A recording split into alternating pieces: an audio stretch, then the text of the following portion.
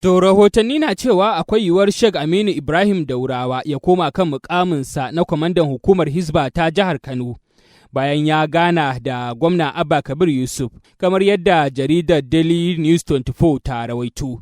Idan za a iya tunawa da Sheikh Daurawa ya yi murabus daga mukamin kwamandan hukumar Hizba a jihar Kano a ranar Juma'ar da ta gabata sakamakon sukar da gwamna Abba Kabir Yusuf ya yi wa ayyukan hukumar na yaƙi da baɗala. Rahotanni sun nuna cewa gwamnan ya gana da Sheikh Daurawa da wasu manyan jami'an hukumar Hizba a sirrance a ranar Asabar.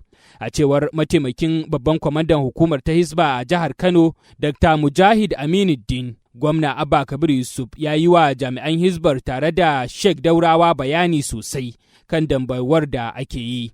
Ya ce sun yi taro da Sheikh Daurawa inda aka warware duka wata matsala kuma aka yi nasara a kan makircin da shaidan ya shirya. Kano dai ta kasance da take a matsayin cibiyar addinin musulunci tsawon shekaru, don haka ya ce ya kamata a kiyaye ta hanyar yakar duk wani sharri da ke barazana ga addinin musulunci da kuma al'adun al'umma. Ga dai ƙarin bayanin da yi wa DCL Hausa. Dr. Mujahid Aminuddin, DCG Kano State Hizba Board. إن الحمد لله وشكر الله وثناء على الله وأشهد أن لا إله إلا الله وأشهد أن محمد رسول الله صلى الله عليه وعلى آله وصحبه وموالاه. kasan duk inda ake abin arziki mai girma gwamnan Kano yana ta kokari yadda za a saita mutane a gyara Kano a jihar tarbiyya, haka ma babban kwamanda na Hizba na jihar Kano shi ma aikin da tsaye ne. To duk inda kaga ana irin wannan sai kaga shedan ya shiga, sai kaga mazaga sun shiga, sai kaga magiya ya shiga, amma yanzu alhamdulillah abubuwa kwanan nan za a ji albishi mai daɗi inda za ga an haɗu tare ana tafiya tare yadda za a ci gaba da Kano gaba, yadda za a ci gaba da addini gaba, yadda za a ci gaba da operation kawai da badala. Allah ya saka da alkhairi. Yanzu wannan yana nufin cewa kenan Malam Aminu Daura zai dawo shugabancin hukumar Hizba?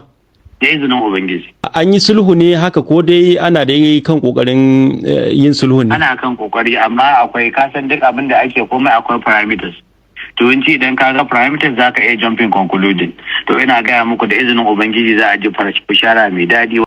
Takaddama dai ta ɓarke bayan da Sheikh Daurawa ya yi murabus ba zato ba tsammani daga hukumar Hizba kwana guda bayan da gwamna Abba Kabir Yusuf ya yi suka kan ayyukan hukumar bisa zargin tauye haƙƙin ɗan adam a lokacin yaƙi da baɗala a jihar Kano.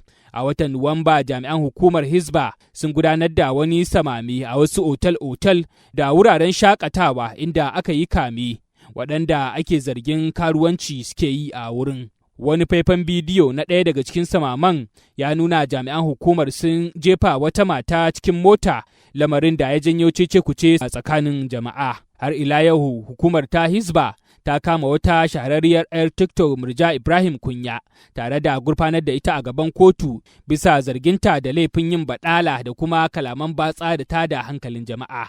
Alƙalin kotun shari'ar musulunci da aka gurfanar da ita, Malam Nura Yusuf Ahmad, ya bayar da umarnin a tsare Murja Kunya a gidan yari na tsawon mako guda har sai an saurari buƙatar belinta. Sai dai an samu Murja bata gidan yarin da aka kai ta, lamarin da yasa ake zargin gwamna Abba Kabir Yusuf da fitar da ita.